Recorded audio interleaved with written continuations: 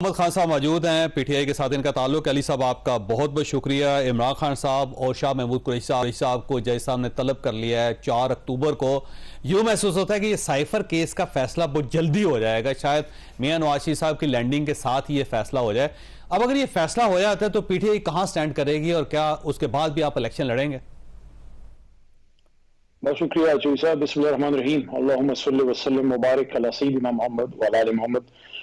دیکھیں, ہمیشہ positive side کی طرف دیکھنا چاہیے. آپ تو خود اس کے بہت بڑے دائی ہیں اور ہمیشہ آدھا گلاس بھرا ہوا تحریک انصاف کو نظر آتا ہے. انشاءاللہ ہمارا لیڈر سخرو ہوگا.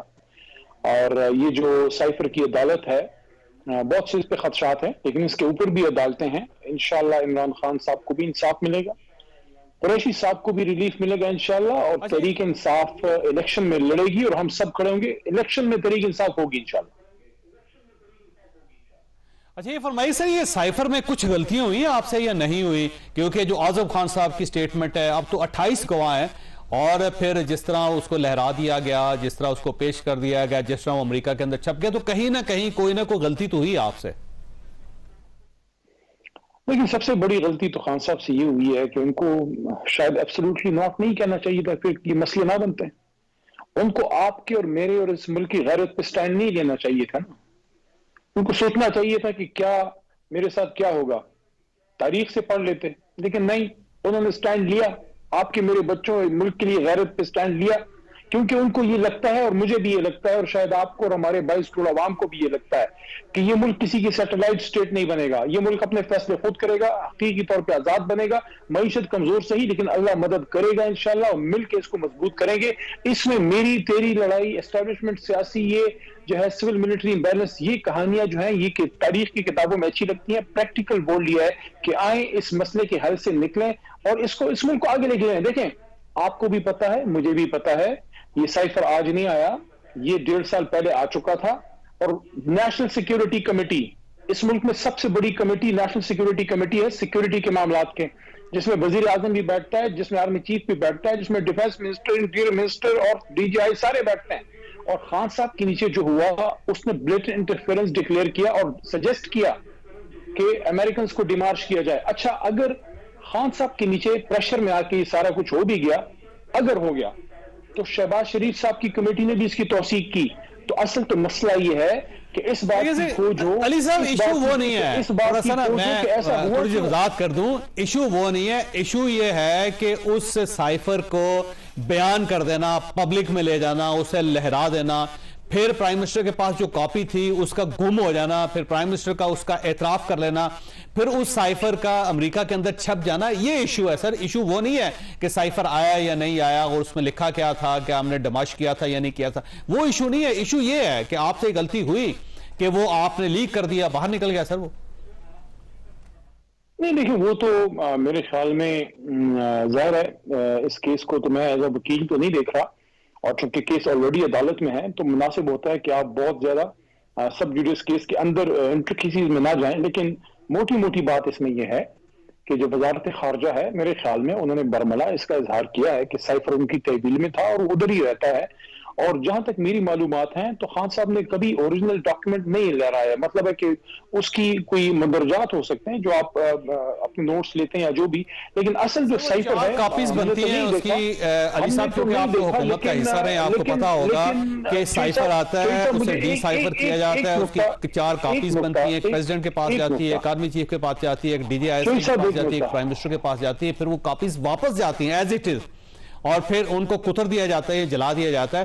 تو جو کاپی عمران خان صاحب کے پاس آئی تھی وہ واپس نہیں گئی, اور اعظم خان صاحب نے گواہی دی ہے کہ میں نے عمران خان صاحب سے پوچھا تھا تو انہوں نے کہا مجھے گم ہو گیا میری کاپی. یہ ایشو ہے. دیکھیں چوئی صاحب, جو آپ نے جس سائفر کی کاپی کی بات کی کہ وہ انٹرنیشنل جریدوں وغیرہ میں چھپا ہے, وہ تو میرے خیال میں اوریجنل تو نہیں ہے. اوریجنل تو ایک کوڈڈ فارم میں ہوگا جو کہ آپ کو, مجھے, عام لوگوں کو تو سمجھ ہی نہیں آتا. اس کے لیے تو آپ کو اسپیشلٹی چاہیے. دوسری چیز یہ ہے, سر وہ پرائم منسٹر کی کاپی تھی جو پرائم منسٹر کے پاس تھے. دیکھیں نا, 4 کاپی تھی نا سر اس کے پاس.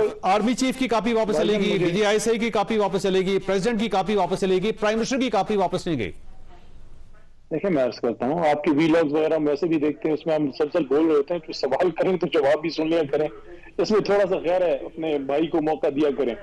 دیکھیں جب بھی وزیر اعظم صاحب، کوئی بھی وزیر اعظم ہو، چاہے وہ خاص صاحب ہو نا، ان کے بعد شہباز صاحب یا پہلے میاں صاحب، جو بھی ہو، وزیر اعظم جب جاتا ہے جو بھی وہاں کی ڈاکومنٹیشن آفیشیل چیزیں ہوتی ہیں وہاں رہ جاتی ہیں. کوئی وزیر اعظم اس کی ذاتی پراپرٹی نہیں ہوتی، لیکن بہرحال ان چیزوں کو وہاں دیکھ لیا جائے گا. لیکن اس چیز کو سب سمجھتے ہیں کہ پولیٹیکل کمپلشنز کی وجہ سے یہ سارا کچھ ہو رہا ہے. ایسا کوئی نہیں ہے کہ کوئی خان صاحب نے اچانک کوئی جرم کر دیے.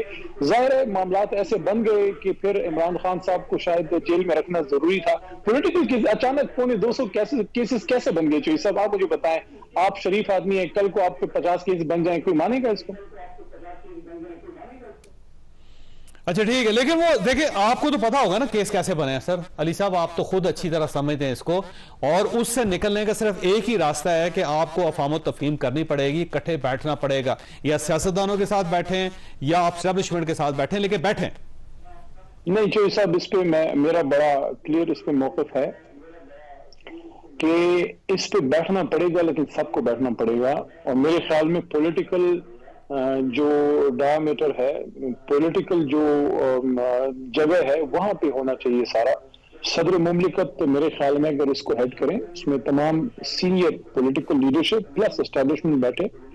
اس ملک کو دیکھیں، اس وقت زخموں پہ مرہم رکھنے کی ضرورت ہے، اور ظاہر ہے غلطیاں سب سے ہوئی ہیں، اس میں کوئی شک نہیں ہے. لیکن چوہی صاحب، اس ملک کو کیا آپ یہ سمجھتے ہیں کہ متحمل ہے کہ ایک قد کاٹ کا سب سے بڑا لیڈر اور 2.25 کروڑ ووٹ لینے والی جماعت، جس کے پیچھے 50 سے 65-70% تک نوجوان کھڑا ہے، ان کو بالکل ہی ہم کارنر کر دیں اور سائیڈ لائن کر دیں؟ ایسا کون سا الیکشن کوئی مانے گا؟ اور کیا وہ جمہوری سسٹم چل پائے گا؟ پہلے جب ہم یہ تجربے کیے ہیں، کیا وہ تجربے فروٹفل رہے ہیں؟ نہیں، مسئلہ صرف وہ 9 اور 10 مئی کا ہے سر. اگر وہ انسیڈنٹ نہ ہوتا تو شاید آج تک آپ بیٹھ چکے ہوتے. ایشو صرف وہ ہے کہ وہ ایک ایسی غلطی ہوئی جس کی وجہ سے آپ ڈی ریل ہو گئے. چودھری صاحب دیکھیں، مجھے تھوڑا سا اس پہ بولنے دیجئے، کیونکہ میرا تعلق اس صوبے سے ہے جہاں ہم سب نے بڑی تکلیفیں اٹھائی ہیں. اور ابھی آپ نے بلوچستان میں بھی دیکھا جو 2 دن پہلے مستونگ میں ہوا.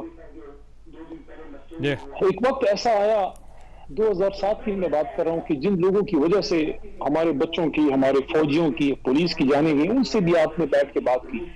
تو پھر آپ اور میں تو محب وطن لوگ ہیں. آپ اور میں جو ہیں وہ کہتے ہیں نا کہ اپنوں سے لڑ کے جیت بھی گئے تو وہ کیا جیتنا.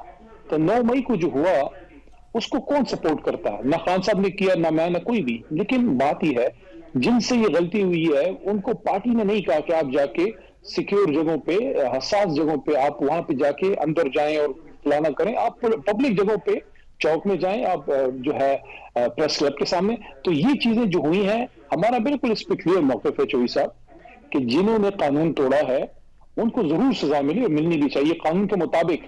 لیکن جماعت کو اور پھر لیڈر تو جیل میں تھا اس دن. تو اس لیے ہمارا نقطہ یہ ہے کہ جماعت کو سیاست کرنے دی جائے، یہ ہمارا حق ہے، اور یہ اس قوم کا بھی حق ہے کہ اس کی غالب اکثریت جس کے پیچھے کھڑی ہے فیصلہ عوام کر لیں. باقی جس نے غلط کیا ہے، کون کہتا ہے کہ جس نے جلاؤ گراؤ اس دن کیا اس کو سزا نہ ملے؟ لیکن 2.25 کروڑ لوگوں نے تو نہیں کیا. ہمارے ہزاروں جو لاکھوں ووٹر سپورٹر ہیں انہوں نے تو نہیں کیا. بہت میرے جیسے بندے ایک بھی اس میں نہیں تھا. میں نے دہشت گردی کا کیس پیش کیا، آرمی ایکٹ پتہ نہیں وہ کون سے لگا دی. میں کہا یہ کون سے لگ گئے، اس سے میں نکل آیا، اللہ کے فضل سے کیس ختم ہو گیا. تو اس لیے میں کہہ رہا ہوں کہ جن پہ چارج ہیں وہ فیس کریں گے، لیکن باقی تو جماعت. لیکن 14 اگست کو تو ہمارا ورکر نکلنے نہیں دیا جا رہا. 6 ستمبر کو شہیدوں کی جگہوں پہ جو ہے خراج تحسین پیش کرنے کے لیے اجازت.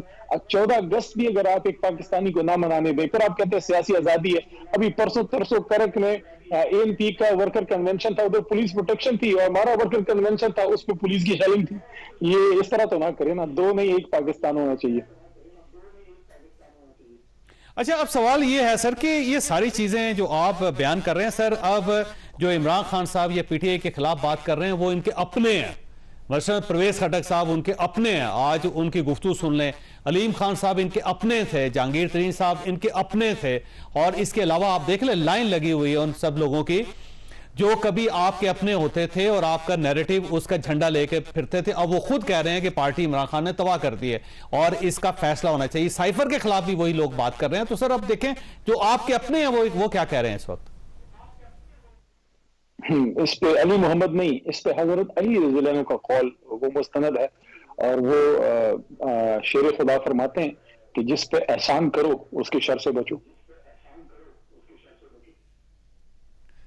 تو آپ ایسے شریر لوگوں کو لے کے چلتے رہے سر پارٹی کے اندر. آپ نے پورا صوبہ ان کے حوالے کیا ہوا تھا, آپ نے اپنا اقتدار ان کے حوالے کیا ہوا تھا, آپ نے البتہ یہاں تک کہ اپنی پوری پارٹی ان کے حوالے کی ہوئی تھی.